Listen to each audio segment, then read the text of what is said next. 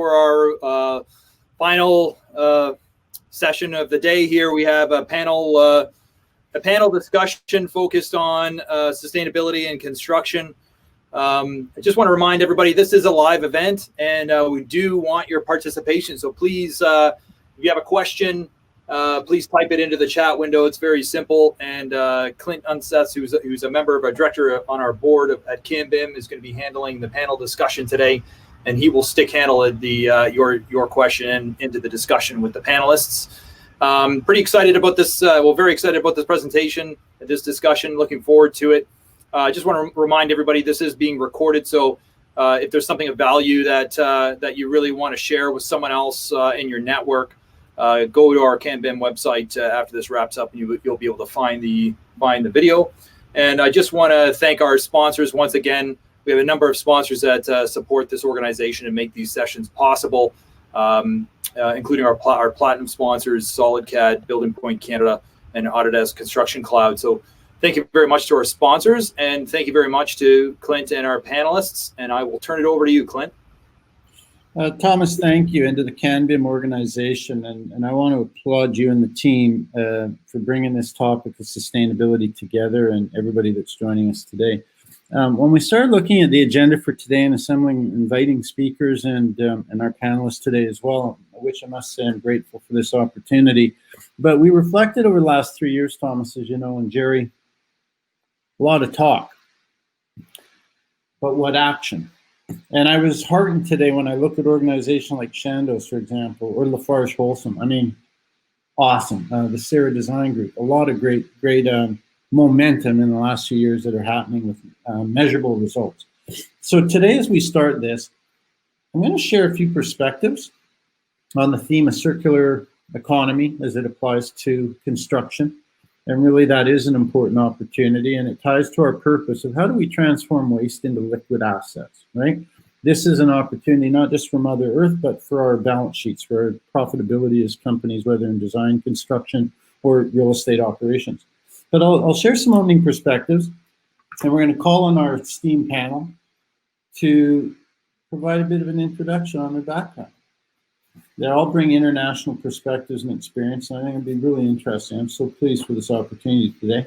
And then we're going to go through a series of questions. And so a bit of a template. I guess we have up to an hour, Tom.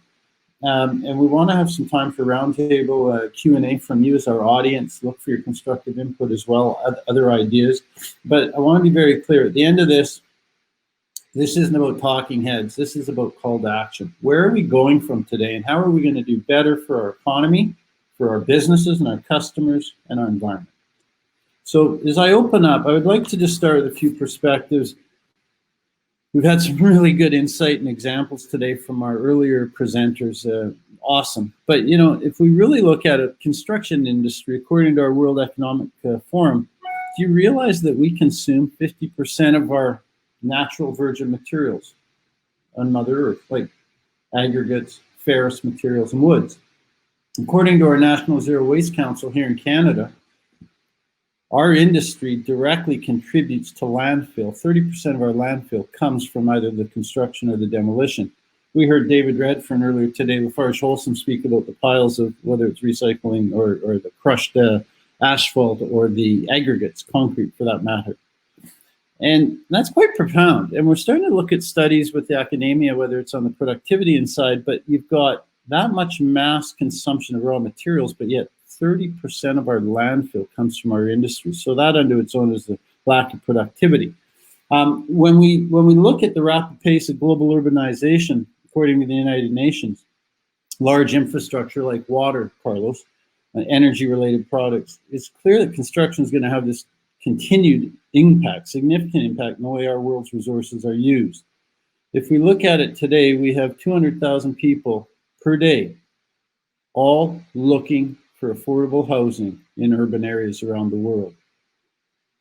If you look at COVID's impact on vacancy rates of real estate in our urban centers and rent rates, and that's compounded by the financing, the capital rate of return, cap rate pressures continues with real estate development, who often perceive environmental sustainability as an extra cost with no measurable return.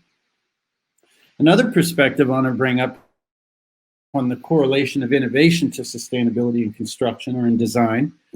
In 1950, I just bringing out some parallels that are going to support today's discussion as a team.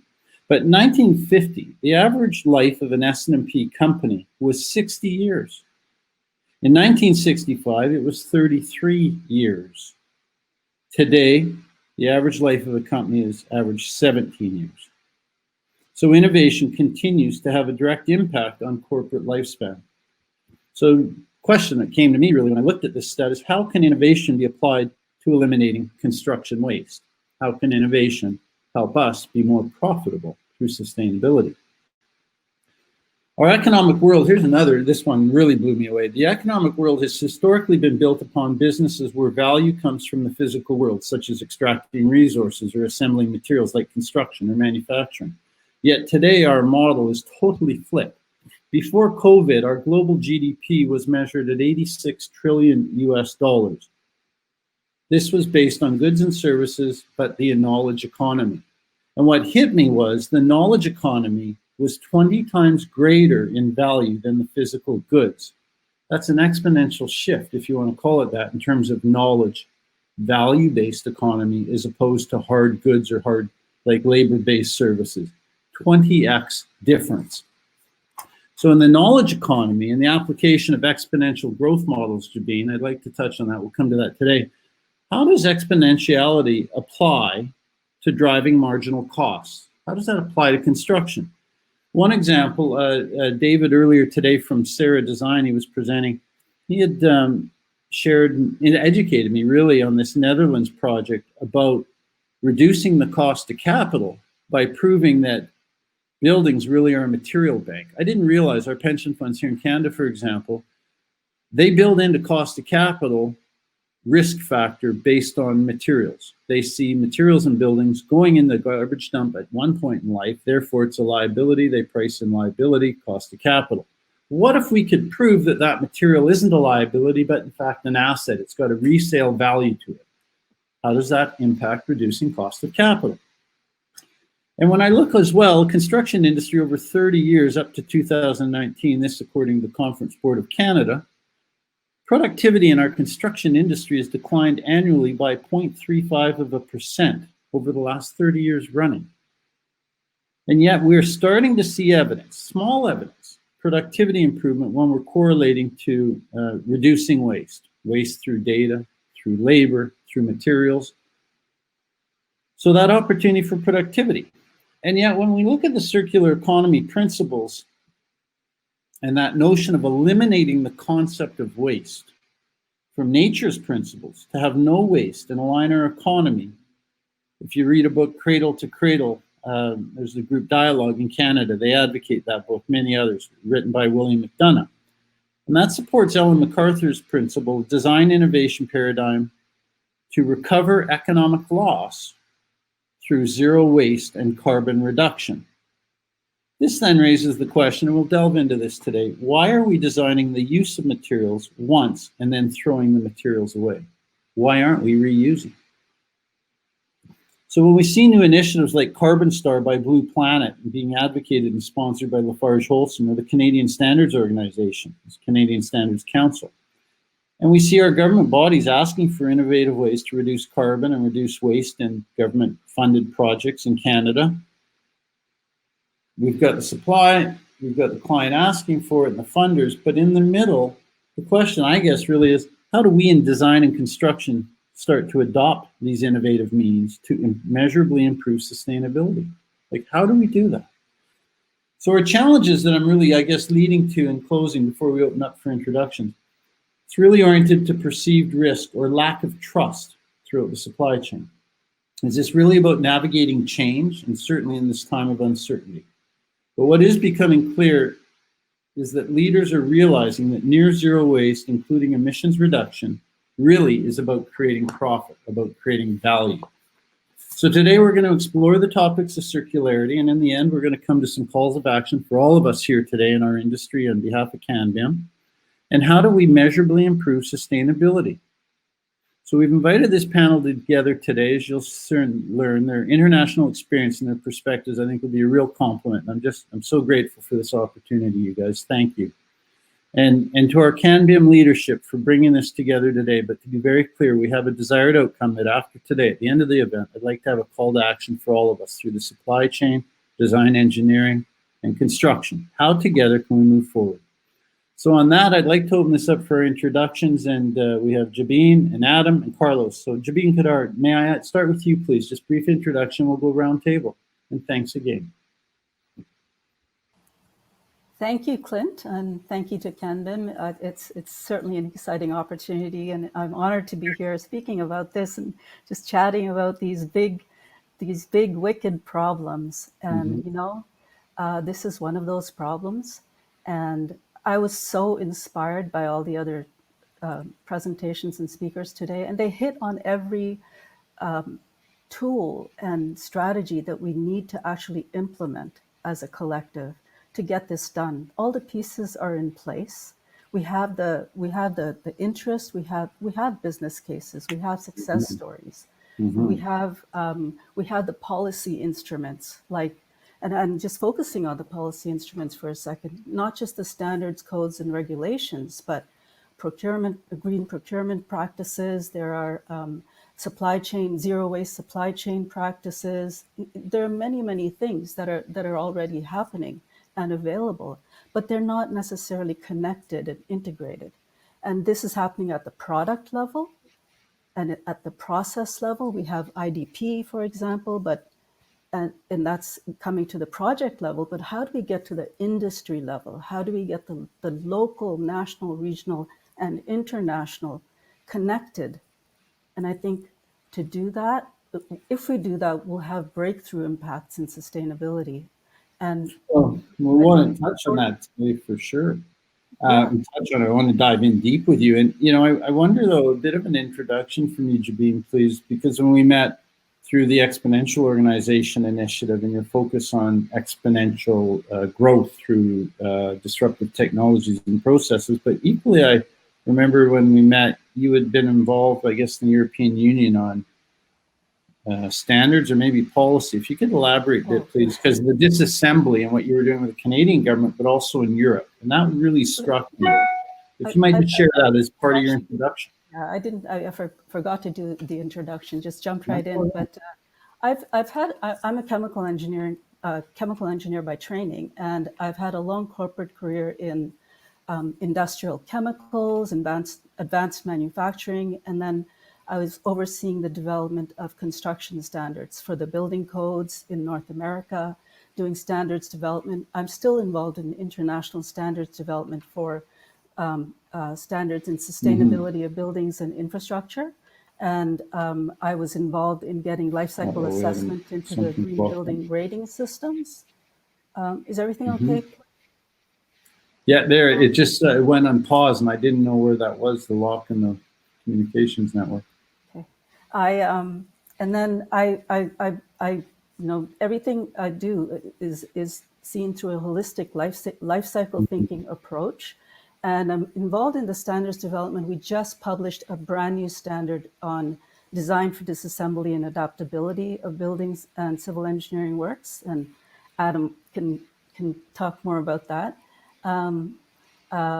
So there are all these policies, there's all these frameworks that are already in place. What's missing, as our previous speakers already said, is the urgency of collective action. We need to merge the tools and frameworks and integrate our communities to get this circular economy done. Right. Because it's not just the product, it's not just the building level, it's not just the infrastructure level, it's about the industries coming together for a national framework and a global framework. Thank you. Well, you mentioned Adam, and thank you, Jabeen. Adam Robertson, if you may provide a brief introduction on your background, and equally, sir, thank you again for joining us today. Yeah, no, thank you very much for having me and the invite with the CanBIM group. So just a bit of my background. I'm a civil engineer by training. I've worked in the construction management and development fields. That was sort of my first foray into this world of sustainability in the building sector, working with kind of lead V1 at the time when people were striving to, meet the minimum criteria of that sort of first world of the green building rating systems. I have a background in other sustainability areas around life cycle assessment and carbon footprint, product category rules and environmental product declarations I've worked with for a number of years, GHG quantification, and now more recently in this world of circular economy. I have a sort of experience kind of on the ground with respect to construction and design. I also worked as a structural designer for a number of years, and I still do that with my company now. So for about the last 10 years, I've worked very closely with the wood products industry in Canada. There's been an incredible amount of interest around sustainability in buildings that are built out of wood products and bio-based products, and trying to understand what are the benefits and the advantages of doing it with certain types of materials. So I've gotten into that world, and I have a deep experience in the building codes and standards arenas in Canada with respect to CSA and the National Building Code of Canada, as well as provincial building codes. So that brings sort of the regulatory elements, and as well. Now I'm now an independent consultant doing mostly work in this world of sustainability, and trying to act on behalf of my clients to push forward their sustainability agendas, and try to educate and also try to work with governments and policy developers to implement sustainability considerations within the regulatory and policy frameworks. So it's a vast world out there, and I'm hoping that we can scratch the surface and at least bring some knowledge and some understanding to the group here today that's in attendance. Thank you. Right on. I appreciate that. Carlos, please, introduction from your side, please, sir. And as well, thank you for joining us. Absolutely. Thank you, Clint. Thank you, CanBIM, for the invitation to participate in this. This is very exciting. Jabeen and Adam, always nice to see you. Like Clint said, my name is Carlos Tamayo. I'm a civil/water resources engineer. I've been in the industry for about 15 years now. My line of work at this moment and for the last 10 years or so has been around climate adaptation and resilience, all related to water resources and water infrastructure. I work for a large corporation in different parts of the U.S. I'm based out of South Florida in the U.S. I get involved in projects in Florida, California, Texas at this moment, and there's some interesting climate adaptation projects in Latin America as well.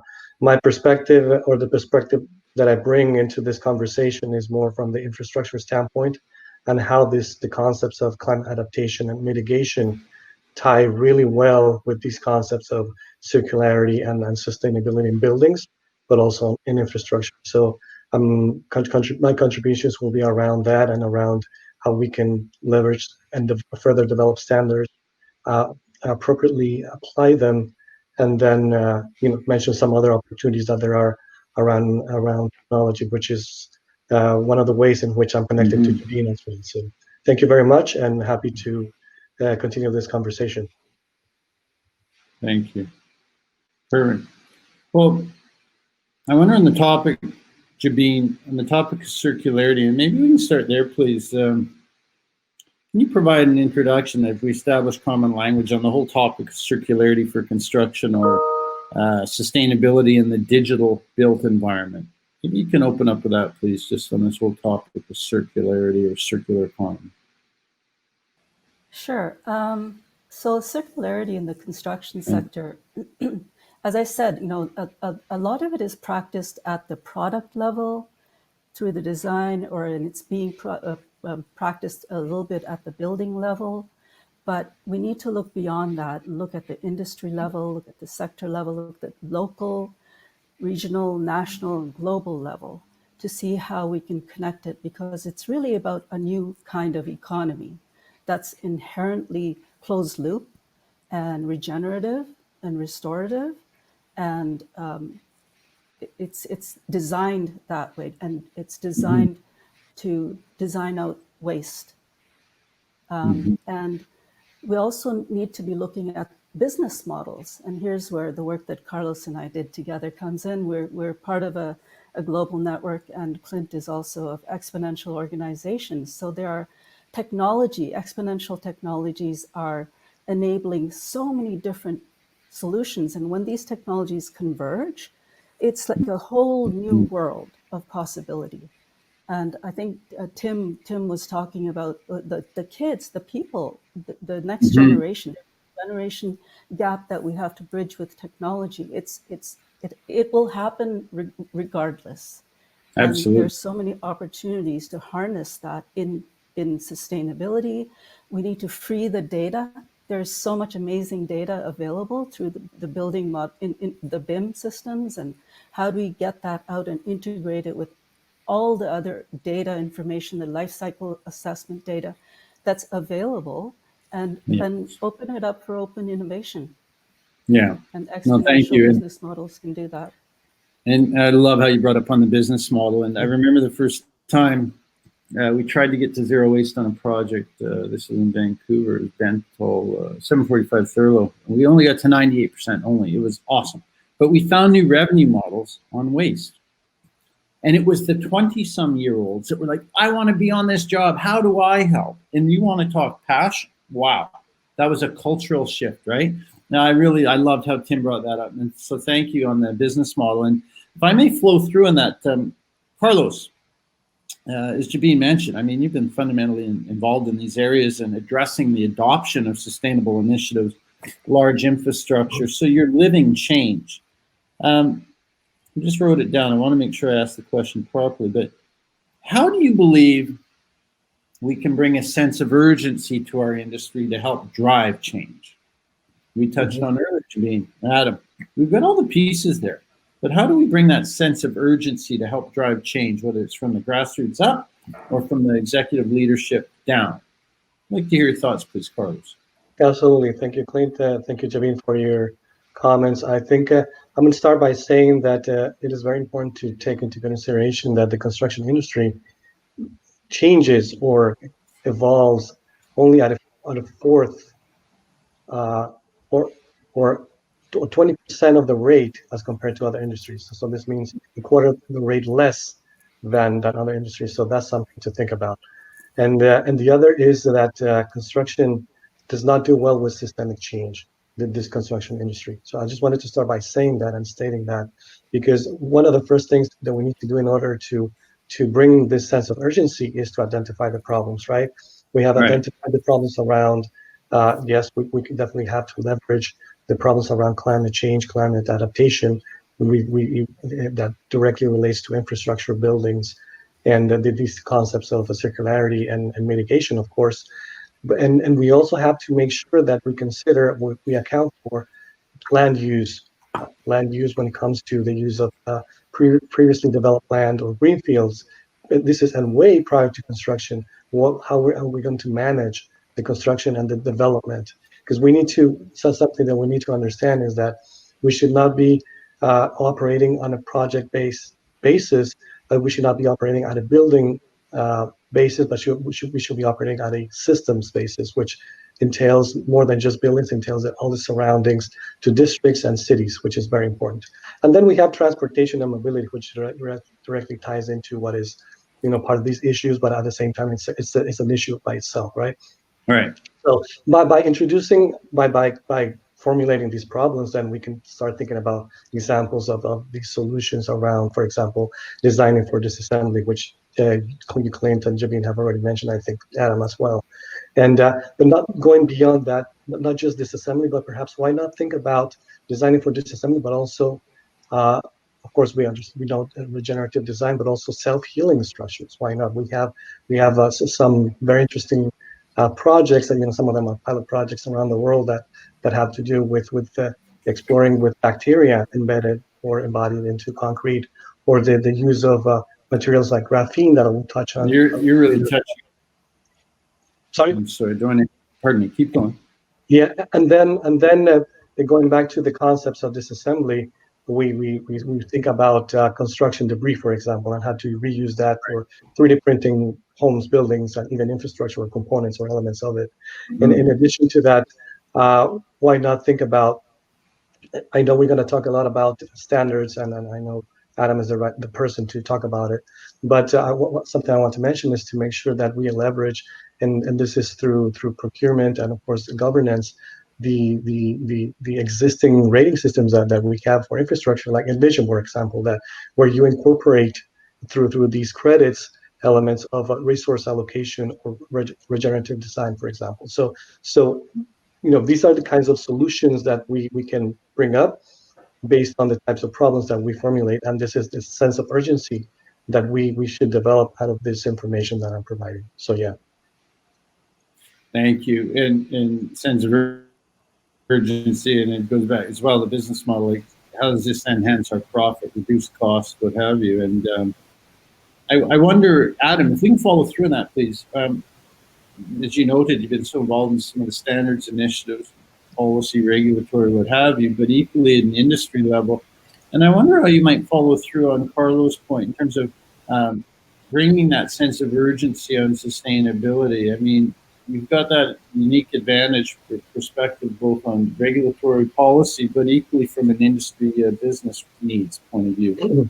How do you follow through on Carlos' points in terms of bringing that sense of urgency at a market level, whether it be policy, the stick, or maybe it's the carrot and profitability? Wondering your thoughts, please. Yeah, no, I wanted to sort of follow up a little bit on the question that you asked Carlos too, and it was sort of from a 30,000-foot perspective. And I think this sense of urgency it has been created. Even we see during the pandemic there has been fundamental shifts in environment and ecosystems that have happened in a relatively very short period of time.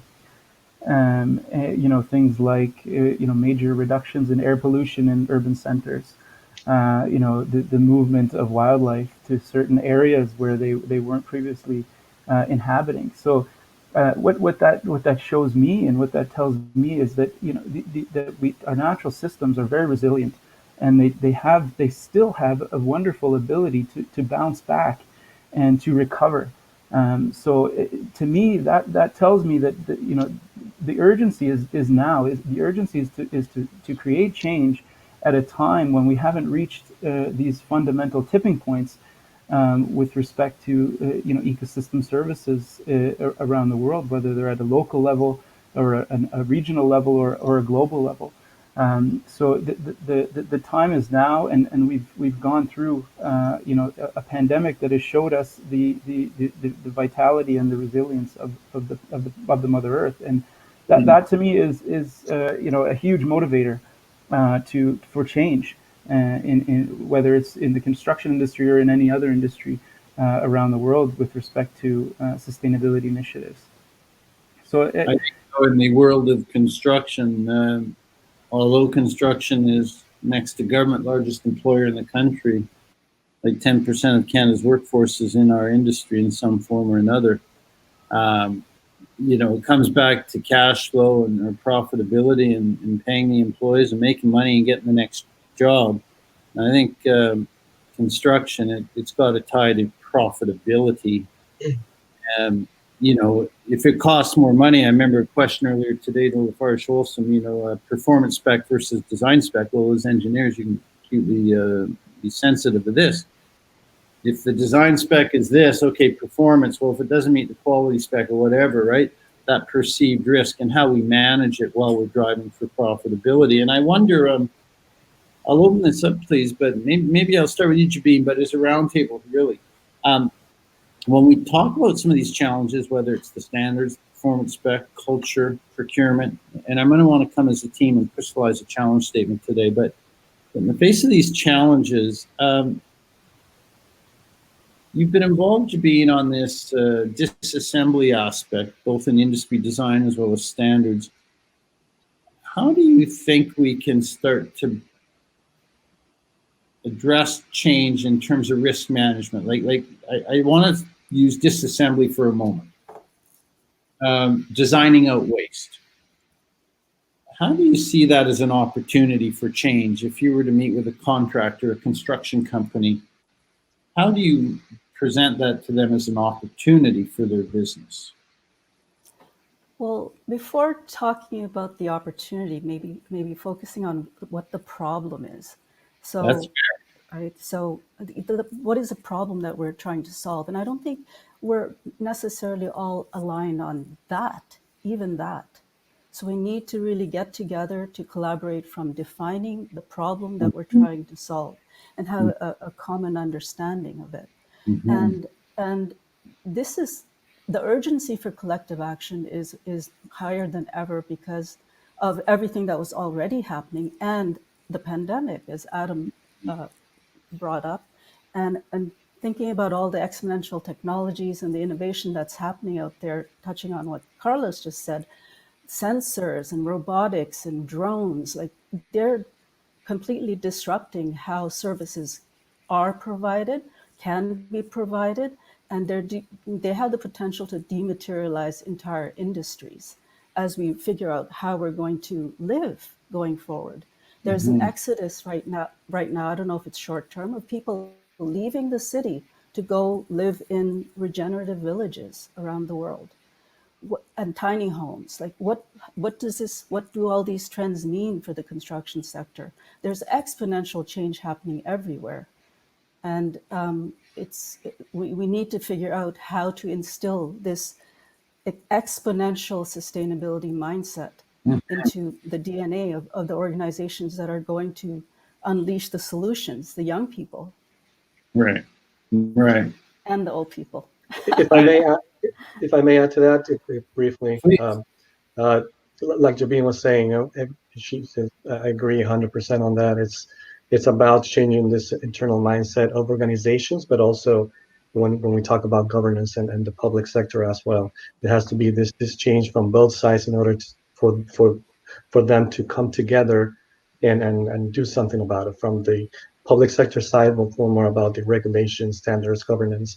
From the private sector, of course, more in reference to the implementation, of course, right, or the supply chain kind of related aspects, but definitely has to come from both sides. And there, of course, there are certain methods or methodologies to go through that process prior to even thinking about creating change outside. So yeah, just want to add that. No, thank you. You're quite right. I love how you brought that up about let us first crystallize what that challenge statement is. And if today, after today, a call to action with all of our guests and BIM members here online today, if we all go back to our business after today's event, if there was a common challenge statement, I think that's really important. And it's interesting today, like we have governments. So in British Columbia, even in this period of COVID, when we look at massive construction projects on the books, I could be wrong, but I think the number, you look over the next 4 years, we're talking north of could be like a $10 billion initiative, whether it's bridges, hospitals, water initiatives, whatever. And in Ontario, you can look at a whole bunch of other retrofit type of projects as well, right across Canada. Massive opportunities, independent of the housing industry. And we ask for sustainability in some form, but on the other side, the supply chain, as noted today, like Lafarge-Holcim, classic example, in talking about Carbon Star and these capabilities to dramatically reduce carbon, or to recycle concrete, recycle asphalt. And procurement may ask about it, but often we see, well, who's low price? But then the engineer says, well, hold on. I have this spec that I've used for years. I know what I need on a design and life cycle and, that side of it. But now we come into performance specs. So somewhere in the middle, there's that gap, that challenge. And I wonder as a team, might we take a minute, to your point, Jabeen, and how do we further crystallize that challenge statement? You've got the end consumer, like government spending in BC alone, massive construction. Look at the hospital coming in just unto its own. And we've got the supply chain saying we can do better. But in there, the adoption, whether in the design community, the engineering, or the construction and trades, how do we get total alignment end to end? I'm wondering if is it lack of trust? How as a team do you maybe help synthesize this challenge statement? There is a lack of trust, but I think even more than that, the sector is siloed and fragmented. Stakeholder accountabilities are not aligned. Mm-hmm. Not always is the right behavior incentivized. So I think rather than everyone going off and creating a challenge statement that they would describe, I think that's a useful exercise to think about. But the greater value is in having that dialogue together, Yes. because you'll hear perspectives and interests and understand things in a way you never did before. Right. And then from there, you can develop the values and guiding principles and the framework for collaboration. So this is bringing the stakeholders together, and Adam will knows how much effort that needs to be made in doing the right stakeholder analysis, making sure you have the right balanced representation of stakeholders and people who will engage, and a way to continue to engage them. Mm-hmm. I think one of the things that's missing is a platform, and technology. The technology exists. We can do it to provide hyperconnectivity to the sector, to the players, and like a connected marketplace where niche solutions could be developed for local contexts. Like CanBIM. Yeah, like and all the BIM data, it's gold. We just need to free the data, connect it up, and connect it to everybody else's data. And if we get to the point where we have real-time data based on a life cycle basis, imagine how that breakthrough sustainability impacts. Like, I just heard monetization opportunity for data as well there. That's what I heard. Adam, I wonder if you can follow through in that. Working with the standards and I think NRC and others and on industry, is a follow through to Jabeen, please. That theme of platform model. I'd like to hear your thoughts, please. Just keep riffing. Sure.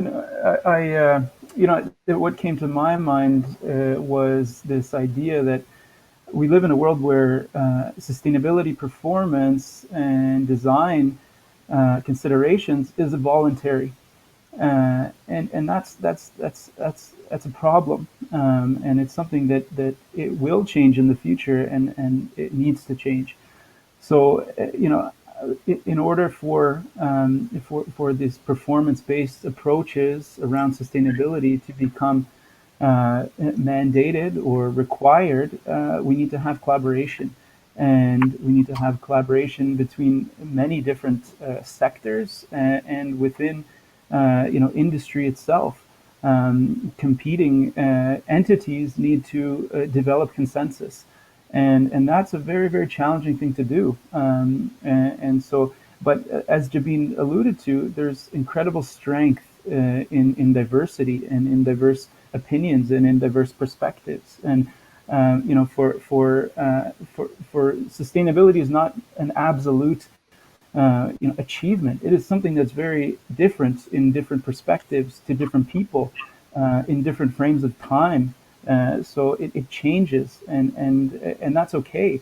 But everybody needs to be having this discussion together and be working towards a common understanding and a common goal.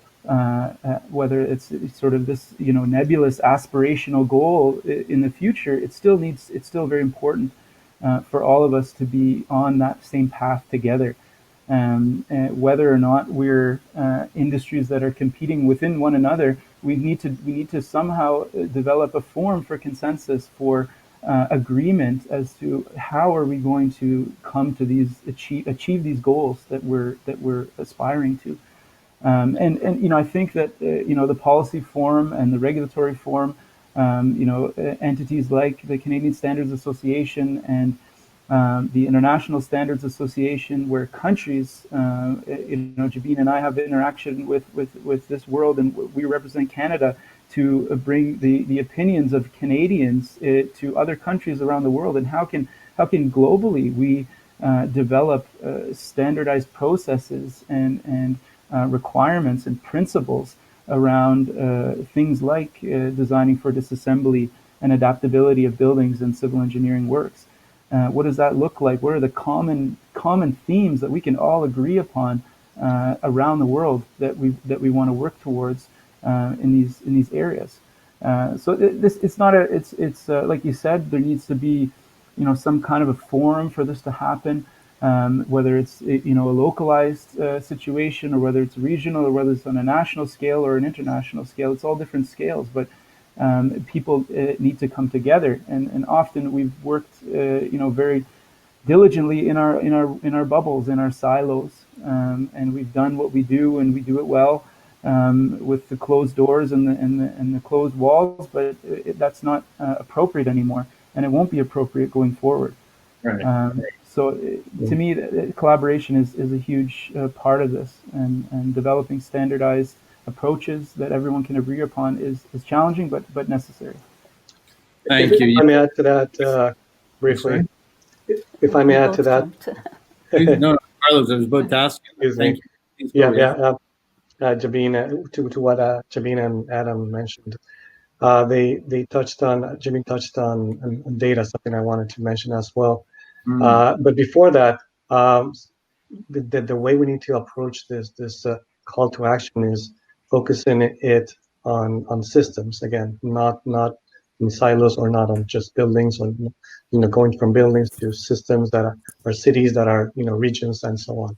Just wanted to mention that. And at the same time, when we think about data, there's already some platforms being developed on the cloud, for example, that connect BIM to sensors and the IoT to interchange this information back and forth from BIM to sensors and back, in order to develop this information, and further opportunities have even up with the application of some artificial intelligence to be able to predict some of these patterns around the behaviors of structures or buildings or infrastructure, right?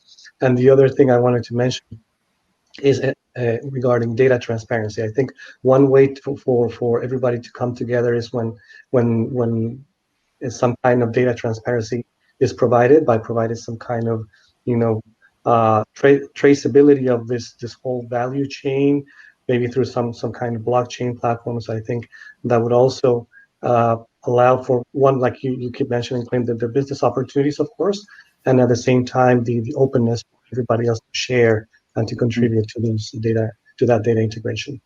Right.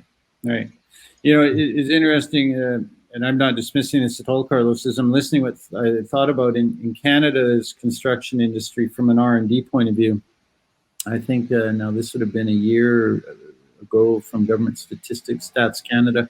I believe we invest about 0.41% into R&D as an industry, and that does include employee training, by the way. So it's like abysmal. It's next to nothing. And where those try to do some form of R&D into these initiatives, when you mention technology platforms, blockchain you mentioned, where some have tried things, they're building use cases, they try to tie it to direct job costs, have the client pay for it. And literally this last week, I was with a large international client, big project opportunity in Canada, and they made that very clear. They're not paying for a designer or construction company's R&D. They expect their partner to have their own R&D initiative, right? And so it goes back, focusing on systems. I love that, a platform approach, that collaboration, that big community tent. Again, I jump back to, I think CanBIM can serve a real role here in Canada, locally and nationally. But I wonder in the culture aspect, and Carlos, I can come back to you on this a bit, please, because in construction, design and construction, real estate, infrastructure, very formulaic. And so anything of change equals risk. And I'm wondering, you've got this global kind of experience in these massive projects that you are involved, both on sustainability and innovation. Carlos, can I ask for you to maybe elaborate, please, on that notion of predictability or notion of managing risk as we move to a more sustainable industry? Risk management. I'd love if you could just share some perspectives and open that up with Jabeen and Adam, please. Absolutely. Well, and the way I'm going to focus my answer to this is the way I approach it when I'm assessing climate risks, for example, which is, as we know, quantifying risk can be very challenging, right? When it comes to climate and other kinds of risks, which have to do also with mitigation risks. And we're talking about these concepts of circularity and circular economy. So when we approach this, we do it through this adaptive planning approach, which can be through incremental adaptation, through scenario planning. But what we're basically doing and through these different methodologies is accepting or assuming a certain level of risk in order to move forward with different scenarios of, okay, if we're talking infrastructure, how this infrastructure in a number of years will be suitable for this kind of climate related problem. But tying this into what we're talking about here, of course, there's also the opportunity if we're thinking real estate, cap rates, and at the same time, I'm going to tie it to what relates to what we have here in the U.S., which I know there's some comparable example in Canada. What FEMA does with insurance rates, there's an opportunity to improve the infrastructure to one, reduce the risk of infrastructure, and therefore increase the real estate value and cost, and at the same time reduce what the insurance rates are, in this case in the U.S., which are implemented by FEMA, by these improvements. And these improvements, by these improvements, I'm referring to, say, we have this infrastructure adaptation that has this mitigation component, and embody it or embed it into these different kinds of infrastructures or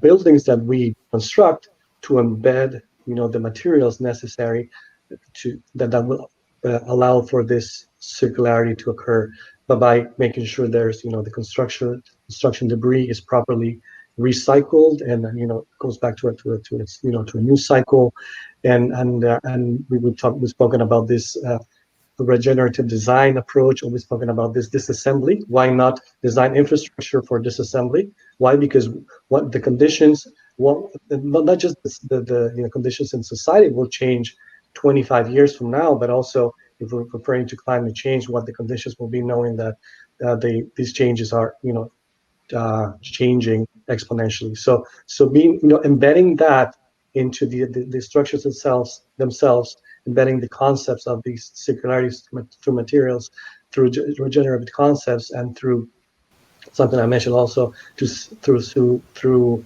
even the possibility to self-heal infrastructure and preserve it and prolong their lifespan. Well, that is another way to provide this kind of going back to the topic of insurance and risk, to reduce insurance rates and increase real estate value. Just to summarize. Perfect. But thank you. And I want to follow through on that. I'm noticing in the spirit of time, and I regret saying this, it looks like we don't even have really quite 10 minutes. I know there's questions with the audience. We're going to come back on this. And if I may, though, in the theme of change management, that sense of urgency, it's getting that alignment, getting a vision, a goal, and you got to manage risk. That's part of the early win, early success. But then from there, it goes into establishing common language like KPIs. And I'm wondering, Adam, is another early success factor for change adoption is establishing that common language. I'm wondering, David Redfern touched on it. I think Tim at Shandos, Tim Caldwell, Sarah Design touched on it, and how they measure success with clients. And I'm wondering, what KPIs do you believe we should adopt as we establish common language, as we bring this broader community together? Adam, from your point of view, and Jabeen too, but I'm wondering, common metrics, common KPIs that you think we should be really focused on that will resonate with the business owners and design and construction companies. Yeah, no, great question. And the challenge that I see with metrics and individual performance indicators is that they are, in that sense, individual. They measure one specific thing, one aspect, one impact. And metrics, there's many different metrics that you can use to measure sustainability contributions, whether they're adverse or beneficial. But the reality is that we need to consider not just single metrics. And I know that, in certain instances, it may be appropriate if in that context of a specific company or location, climate change is very important to them, or potentially they would use, carbon footprint as a metric, or if, water scarcity or water resources was something that was very important in that specific project or that location, they would use, a water use metric. But if we're looking to create change on a broader scale, individual metrics don't necessarily tell the whole story. We need multiple measurement points, and we need to combine these metrics, because every decision, every design decision that's made in a project is going to influence multiple different metrics in different directions. So we're in a situation now where we're having to do multi-criteria decision analysis. An individual change within a design alternative or an option will create changes in many different environmental, social, and economic aspects of a project. So using BIM, using a digital platform, is really the only way to go about analyzing all of these different indicators and combining them into develop a decision at the end of the day. And so using BIM, using multi-criteria decision analysis tools, integrating those together, and then at the forefront of a project, defining what are the goals, what are the metrics that we're going to use, what do we care about in this project, and why do we care about those aspects, those economic, social, or environmental aspects. Defining what our metrics are, and then following through, analyzing them together. Some metrics may have more weight than others. Some companies may put more weighting on a specific aspect of a project, and that's okay. Everything doesn't have to be equal, right. But it needs to be defined at the outset as to what are we measuring, why are we measuring it, what are the goal we're trying to achieve, and then using this multi-criteria approach to eventually come to the solution that is the best one. You've just touched on it, where we're all together up front with the earliest envisioning and planning or pre-planning stage, as opposed to the old traditional siloed procurement method, whether you want to call that IPD, or there's different forms. There's P3, there's CM at risk, there's different contract methods, and we're not going there today, but you just spoke on collaboration is what I heard.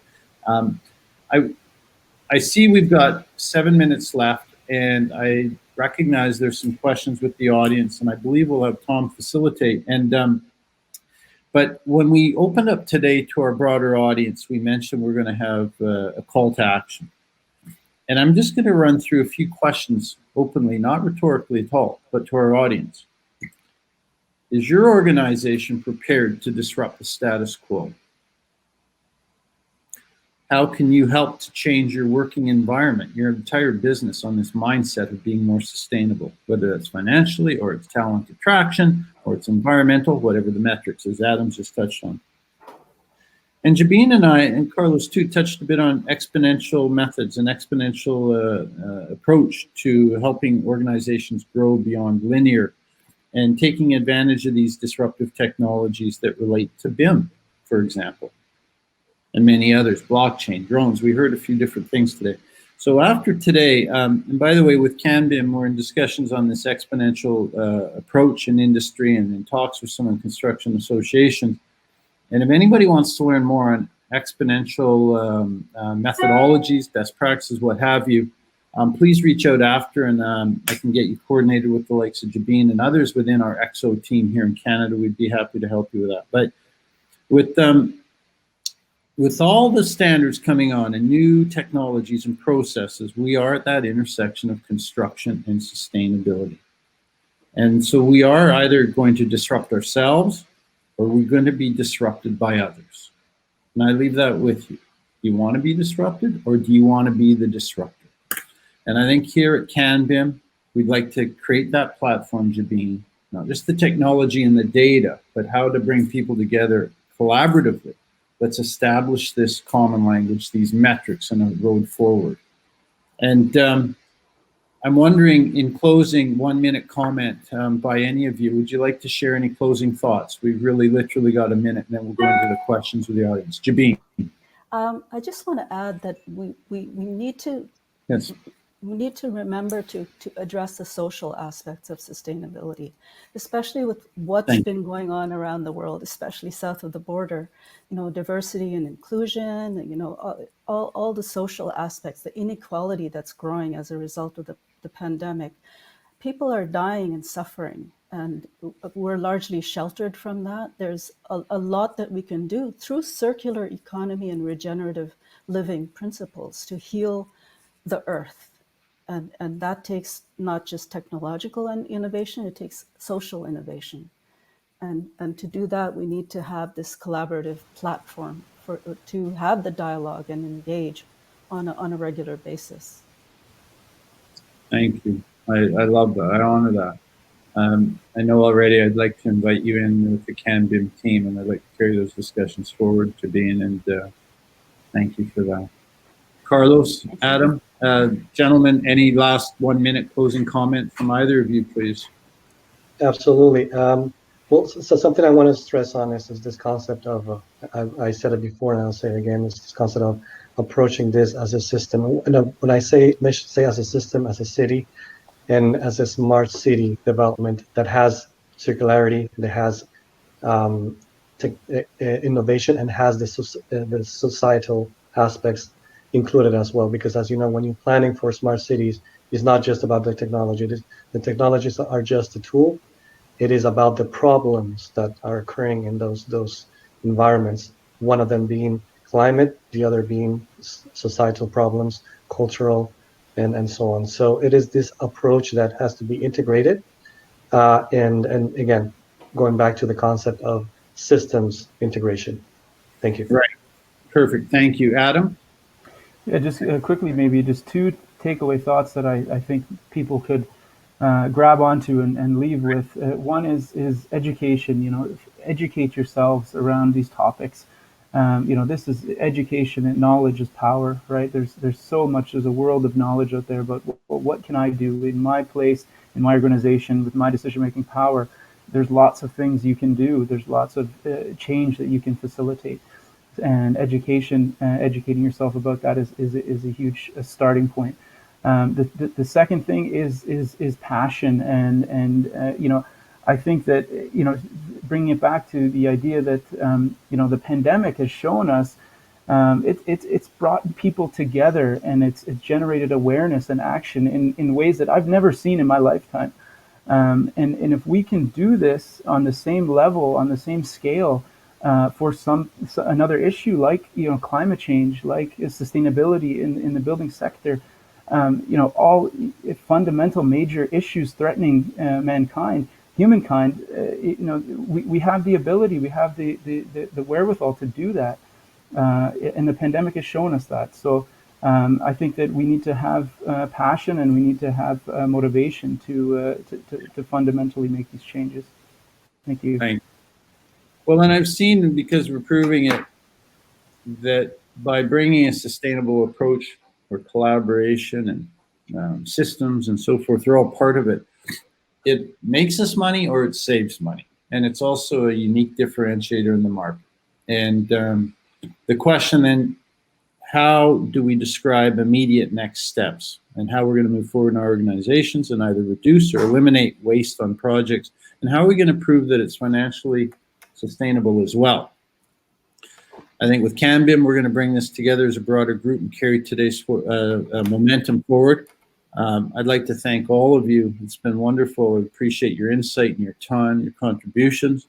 And to our audience, if you could prove that by leveraging platforms like the whole BIM environment and your technologies and the data at hand, if you could save money and make money and uniquely differentiate your organization competitively, how do you go forward from today, and how would you describe this with your organization on what those next steps should be? I think it's really important for us to all think on that.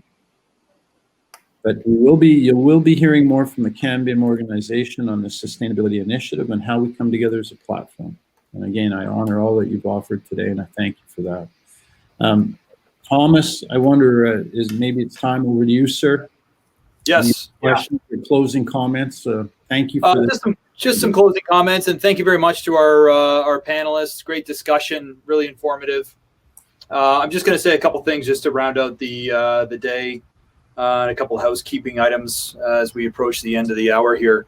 Number one, thank you very much to our audience for tuning in. Really appreciate you signing up and participating and asking the questions. It's great. It's really what our organization is about. It's about building a community and sharing information. So we appreciate your participation. And if you could do us a favor as well, invite other people that are out there that are like-minded. Invite the others, find the others, and bring them to the organization. And let's share this information out to as many people as we can. I mean, that's really our goal as an organization, is to share information to improve the industry. So please do that. All of the sessions, including this session, has been recorded and will be put on our website pretty much as fast as possible, so you can keep the conversation going by emailing this around. And I just want to reiterate what Clint said around a call to action. I mean, our industry is evolving. I think we are improving over time, and the subject matter of sustainability is getting broader. I think it's not just about building performance. It's also about the occupants and the wellness and the durability and sustainability of our business overall. And I think we hit on a lot of those topics today. I would say that if you're in a leadership position within your organization, it's very important to examine your business and look for opportunities to operate in a better way. I think we had some really great presentations today. Tim Colwell's presentation sticks out in my mind about creating a culture that is accepting of changes like that. So, as a leader, devote resources to this subject matter, and do your best to educate clients and create demand for higher requirements in our projects and in better performance, higher performance buildings. And from a client's perspective, demand more. Educate yourself on what you want to demand, and understand what you're asking for, and measure it, and publish those results. Like, we really need to understand the business case around improvement, and sustainability certainly is an area that we can measure and we can report on, and there's an economic benefit, as we've talked about today. So really great day overall, and I appreciate everyone's time. I want to thank our partnership with SaskBIM to put on this event. They really helped us to organize the event. I want to thank our sponsors, including the platinum sponsors, Autodesk, Construction Cloud, Building Point Canada, and SolidCAD.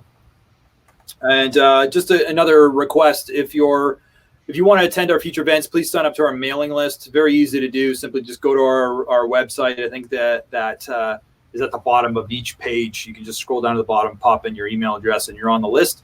And that will keep you informed regarding our upcoming events. And upcoming events, September 23rd, we have a partnership with BIM Africa and the Ottawa BIM Group, which is the name escapes me. Digital Built Capital Region, I think they're called. Sorry. We have a partnership with those two entities putting on the Canada BIM event, the Canada Africa event, which is preparing for the future of the building and infrastructure industry. October 21st, we have our awards presentation. Normally we'd be doing this in person. Obviously, with COVID, we're all doing things remotely. So we're gonna carry on with our events presentations. We had a number of really amazing submissions this year. Pretty excited about those presenting those awards. Every year we make a custom award. It's developed by one of our members that volunteers to do it. This year it's Stantec, and they've got this really amazing reward that they've engineered in a 3D environment. They've CNC manufactured and whatnot. So look forward to showing that off.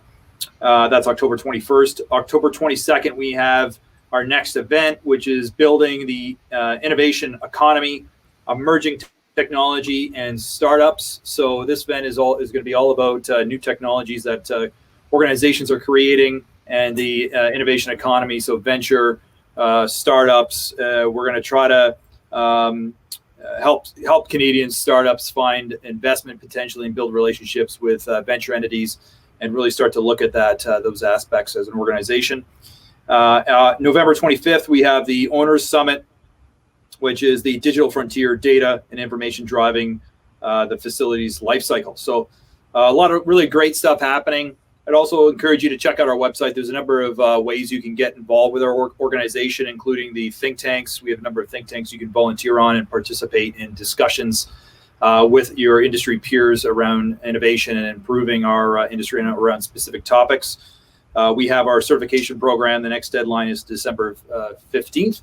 And I just want to mention too, normally we would be handing out our annual publication at all of our in-person events. So we've got a whole bunch of these we would love to send to you to your home address or wherever you happen to be. Super high quality document. We're very proud of it. Lots of interviews with executives and case studies. Yeah, we'd like to send you one. So check out our website. We're going to be posting a way to order that on our website. And hopefully I hit all the housekeeping items. Anyway, spread the word. And thank you very much for a great day. We really appreciate your time. And again, thank you to our panelists. And we'll see you at the next one. You're welcome. Appreciate it. Thank you very much. Take care. Cheers. Bye. Thank you.